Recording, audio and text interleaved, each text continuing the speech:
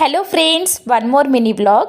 మొన్న టెంపుల్కి వెళ్ళాం కదా, సో అత్తిని మావిని ఇక్కడ లొకేషన్ బాగుందని కూర్చోమని ఫోటో అయితే తీసామన్నమాట.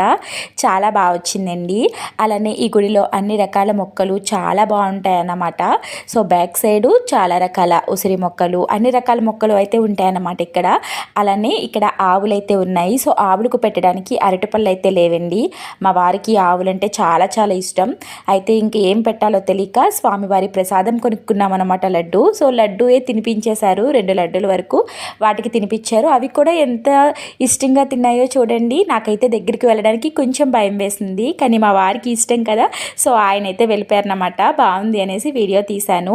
ఇక్కడ అన్ని రకాల మొక్కలకి వాటి యొక్క పేర్లు, అలానే నక్షత్రంకి సెట్ అయ్యే ఉంటాయి కదండి, సో నక్షత్రం పేరు కూడా అక్కడ రాసుంది.